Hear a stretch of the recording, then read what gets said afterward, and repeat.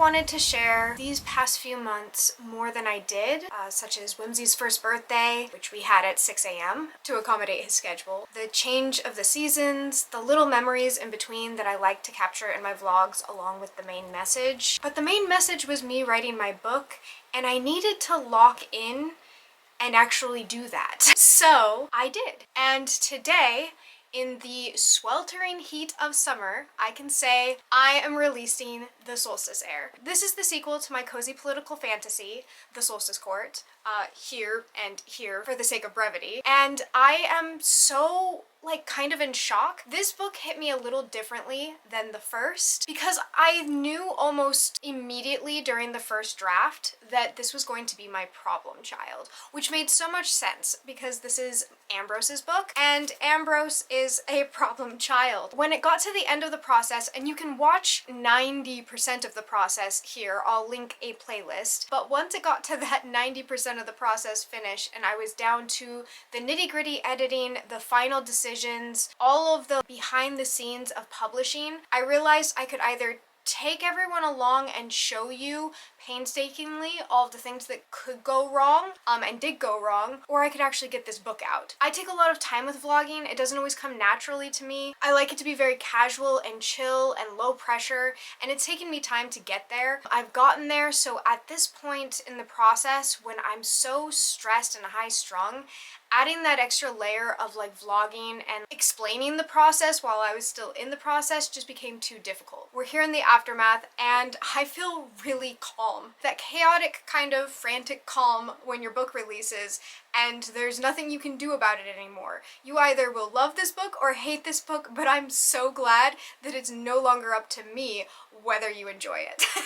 So it is August 1st, happy release day to the Solstice Heir. I'm going to tell you a little bit about the Solstice Heir, and then I'll move on to places to buy it, and then I will move on to the hiccups along the way, because there are quite a few that I'd like to share now that I'm past it, now that I'm through it, now that there's solutions and not just problems. It's really hard, I've found, to market your sequel, because you're really just marketing the first book and trying not to market the sequel, except for that you want people to want to read it but not know why, because you don't want to spoil your first book. I'm gonna go ahead and just read the back blurb because I painstakingly put it together. Those vlogs are within the larger playlist as well. The Solstice Court had always felt like a dream, a shroud against the violence of the world. Kezra lived behind a veil of peace. Her kingdom is fruitful, her weather fair. She wants nothing more than to escape and explore beyond the castle walls. Yet, as the sole heir, the reincarnation to her people's king, heavy expectations root Princess Kezra in place. To lead her people, she must embrace her magic and maintain peace. A challenge made more difficult by the decade-long war that battles either side of her kingdom's borders. She is expected to maintain her kingdom's treaty to uphold peace with a show of complete neutrality. Neither the northern kingdom of Allura nor the southern shores of Zenkesh may receive an ounce of favoritism. Kezra balances these duties with uneven footing, up until the day both heirs, warring brothers, of the neighboring kingdoms arrive at her autumn court. Each brother demands not only her allegiance but her affection, and Kezra must decide which path she will take to create the future she desires. And then it ends with one of the quotes saying, "Wake up, the Solstice Court is beautiful, but it's a dream, and Alastair remains asleep rather than face the people dying right outside its walls." This book is about neutrality versus complacency, found family. It's incredibly cozy, and as it says, takes place at the Solstice Court, which is a haven of peace in an otherwise war-torn continent. Both of the kingdom's heirs come to her court, and you are introduced to Akaika and Ambrose. The second book in the series follows Ambrose a little bit more closely than his introduction in the first book, and you definitely get to see more of his kingdom, as well as it taking place during the summertime, opposed to the first book's autumnal season. If you've already read the Solstice Court, then summer is the perfect time to pick up the Solstice Heir, but if you have yet to pick up my first book, I highly recommend picking it up now to start getting those autumnal vibes and preparing for the season ahead. Because honestly, between the dances and the feasts and the pagan traditions I incorporated in, I really do feel that it shows those autumnal vibes and moving into summer, I really tried to embrace something that's a little more unnatural to me, which is the summer heat. Japan makes it easy because it is so hot outside, but I really did try to find like the positives and be excited about summer, be excited about the different aspects of the season. I really do love celebrating the seasons, and this book really helped me solidify how I feel about summer, which is that it's my problem child, but I do love it. The romance definitely does a little bit more sizzling as far as the heat goes. There's draconic creatures, and my main character, Kezura, is bi, and we really get to see her flourish in her bi energy this summer, so like I'm just so excited for her. And I'm really excited for you to meet her in all of her chaotic glory if you haven't already by picking up the Solstice Court. If you have been anticipating the Solstice Heir, it is available wide, which is to say it is available anywhere you can purchase books. If it's not at your bookstore, you can request it. If it's not at your library, you can request it. I am sending out emails to bookstores that I think would be interested in it. You're always welcome to email me and let me know if you want me to reach out to your bookstore, but it does have a bit more sway if you are requesting from your bookstore or library because you are a customer versus a merchant.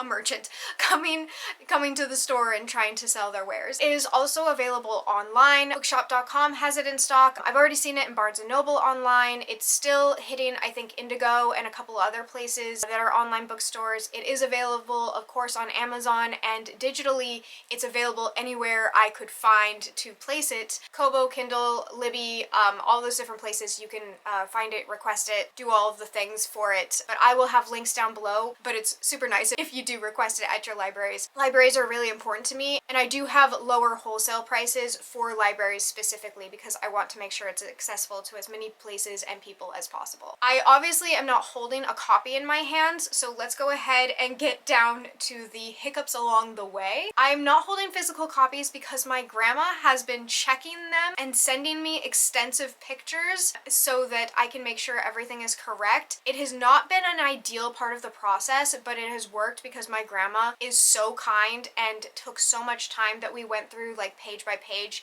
to make sure everything looked correct, that there was no weird errors or anything like that. I'm in Japan, so getting the book sent to me, there was some really horrifically sized shipping fees for the proof copies. It was easier to send it to my grandma. I was able to check the files. Everything looks correct. The tower on the spine is aligned, which is such a frustrating feature that I love when it's finished. Like my finished copy of my book, I'm very, very excited and happy with, but it was a process to get it correct, and it just took a little bit longer. I had to have it shipped to my grandmother, who has her own life. So thank you, Grandma, for checking all of my books for me. I also had trouble with Ingram Spark, which is my main book distributor. The hardcover is still not out as of today. It looks like it should be out the 3rd of August, but I'm just going to keep the links down below and hope for the best. It's out of my hands if it seems like, oh my god, that seems like really horrific and awful. It has been, but it's release day. Like I said, this is no longer in my hands.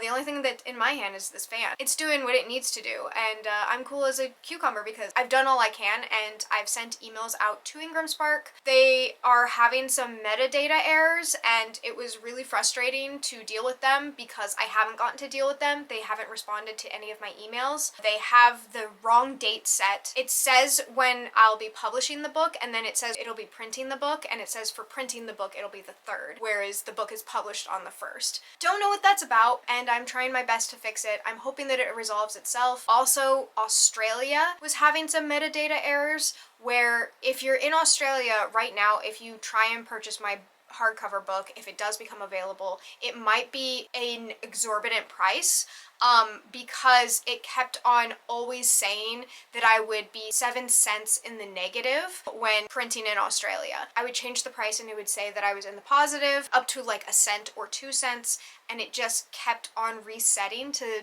negative 7 cents. It was hell. As of right now, it says that I'm in negative 7 cents. I've changed it again, and I've of course sent in a ticket for Ingram Spark to fix the issue. I'm not sure if they will. Just gonna keep trying and see what I can do, but Australia, I'm so sorry. I'm trying to make it available in Australia, and I'm not trying to make you pay $50 for a hardcover book. It's not working right now. The paperback should be fine though. The paperback should be out and fine and it's no issue, but the hardcover right now, due to it trying to overcharge Australia, is saying that it's not accepting the metadata because it won't let me print a book that puts me in the negative. There was that. Amazon also decided to be a diva, and 3 days ago you could have accidentally bought the Solstice Heir in hardcover through Amazon because Amazon clung on to the fact that the Solstice Heir sounds like the Solstice Court. It switched out the hardcover book for the Solstice Court for the Solstice Heir. It was all of the correct metadata for the Solstice Heir and was selling for the correct price of $28 hardcover for the Solstice Heir on Amazon. I was so aghast. I was like, okay, I guess my book is out. It fixed itself after a girl named Mika told me that it was not Amazon's problem and it was on Ingram Sparks' end. Don't know if Mika was correct or not. She said she couldn't do anything about it. I couldn't do anything about it. I just hoped it stopped, and it did. Then I did have, this was like not a problem, it was just a hiccup, like truly, and like that it added more onto the process, but I'm so glad I did it. I have a sensitivity reader because Kezra, my main character, has different hair and skin tone to me, and while this is a fantasy world and the characters are not contemporary people of color, they do not face the same issues as people in our world do, I still need to make sure that I am treating my readers with as much respect and deference as I can. So I have a sensitivity reader specifically for people of color in my book, and specifically Kezra, my main character. My sensitivity reader is fantastic and has very similar skin tone and hair to Kezra, so I felt really confident with my first book with Kezra publishing it, and she helped again with the second book. However, the second book also has more people of color, darker skin tones, and more variation in hair textures, and I was told that I should probably get a second opinion. She was concerned that while she thought it was okay, that maybe as a lighter skinned person she might be overlooking some things, and this was, I think, about 2 weeks before my book was coming out. On very short notice and on a very tight budget, was able to reach out to my friend Olivia Savannah, who is absolutely phenomenal and fantastic, and was able to go through possible problem areas, and she was able to give a second opinion, and she really helped. Her perspective was invaluable, and I appreciate you so much, Olivia Savannah, for looking at my book, for giving my characters the attention they deserve, and as you have offered, I will definitely be using your services in the future because you did a fantastic job. It was a hiccup in the fact that it was something unexpected. Wanted to freeze frame here really quickly and say, while it was unexpected, I should have expected it, and I did not think of it beforehand. So this is not my sensitivity reader's fault. This is my fault for not having the foresight to think about the fact that, of course, one sensitivity reader is not going to be able to speak for all the different variations of skin tone and hair differences, and that this was me doing my due diligence at a later date, and it was not my sensitivity reader's fault. Just wanted to make that clear. But definitely only improved my book for the better, so I'm really happy with that. Part of the reason why I've had to also set down vlogging was some issues at work. One of my teachers, for private reasons, had to step down. It increased my class size very dramatically. And then finally, I have been taking editing courses for developmental editing. Through writing these books, I have really found a lot of passion in the early construction of characters. I love character development. I love how a story unfolds. I love looking at themes and motifs and inner messages of works. I really love the early stages of a draft when things can be moved around, or you see like that through line even before it's fully formed. I've just been really loving editing, and while I'll always be a teacher, my friend Lindsay and I, who is a copy and line editor, have been kind of putting a little side business together that's not ready yet. It takes time and dedication and coursework. So I've been taking editing courses, and I am behind on them. I am not an editor at this point. I am not a developmental editor, but I'm working towards getting certified, and I feel really excited about that stage and part of my life. Even when I'm not writing for myself, I like working on other people's stories. I like just being part of other people's stories and characters, and yeah, characters. Characters are great, man. I mean, I got a degree in psychology and sociology for a reason, but it did take a big chunk of time out of my life, and vlogging just kind of had to take a back seat because it's really hard when you're in it to decide what you're sharing and what you're not sharing, and the editing part is really big for me. I like editing books, I do not like editing videos. But thank you for sticking around. I have been working on my own writing since completing the Solstice Heir. I have taken a breath, taken a breather, apart from periodically harassing Ingram Spark. I haven't had anything on my plate as much. Summer started, my classes ended, and I've just been kind of relaxing and kind of finding my creative vibes again. I'm not in like the nitpicky stage of writing, but just like being creative. I've worked a little bit more on the Yuletide debacle, which is a prequel to my first book. It takes place during Yuletide and winter. It's when Kezura is 12 years old. It's a very short, I would say short story or novella, novelette maybe even. It feels really close to publication, and Lindsay, who does copy and line editing, did look at it, but I would like to get more hands on it and actually get it ready for publication this winter. I think that it's possible after reading back through it. I feel like it's at a stage where it could be. I would just need to get a proper cover design for it, and right now my artist that does my cover designs for the other books, she's currently working on character art for me and her own life, so I don't think I would be able to stick that on her plate just yet. I wrote the first 3 chapters of the first draft of my third book, which I'm not going to reveal the title of yet. I will say, if you read the Solstice Heir, it is within the last line of the Solstice Heir. I know that's corny, but literally as I was writing it, I wrote the last line and I was like, oh my gosh, I think that's my title for book 3, and it stayed through all of my iterations of the second book, and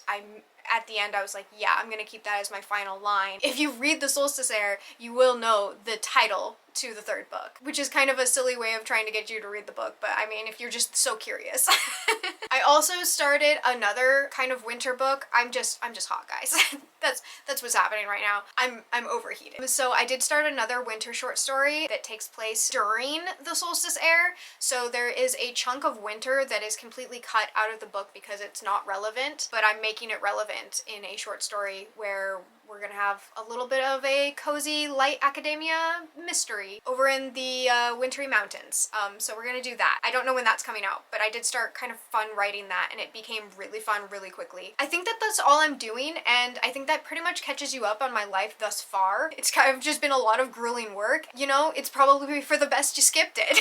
But I will be back in the autumn to do more vlogging. I will be back on the grind for writing the third book, and I definitely want to take you along for the journey as far as I'm able. I will at any point always prioritize my writing and my story and the quality of the work over like filming it and making sure that I have content, because this is absolutely just a hobby for me. This is like a fun outlet. I love getting to chat with you guys, and I love watching videos and talking about the writing process and reading books. I have fun doing this, but this is like a really fun hobby versus like my passion project. I'm really kind of impressed with myself. I don't know another way of putting it. I'm really impressed with myself because there are now 2 books out. It's hitting me today. I was so shocked and elated and excited for my first book. Like, I was dancing around the room. I was an author, like I'd done it. But this also feels so much better to me and so much calmer and like so much more at peace. I woke up this morning,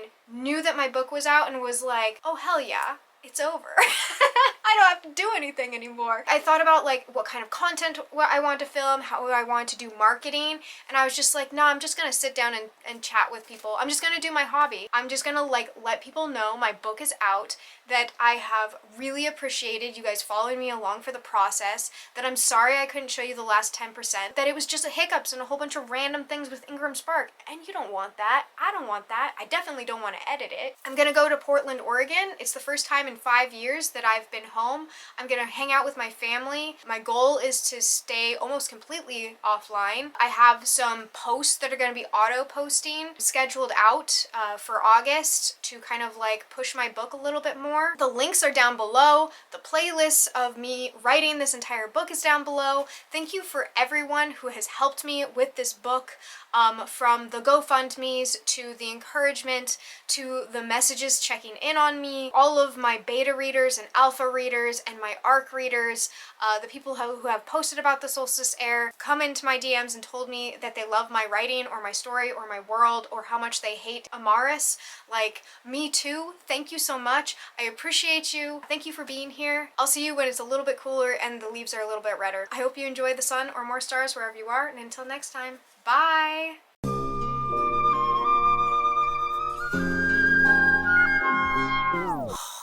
So hot. It's 101 degrees and 80% humidity. Enjoy your summer.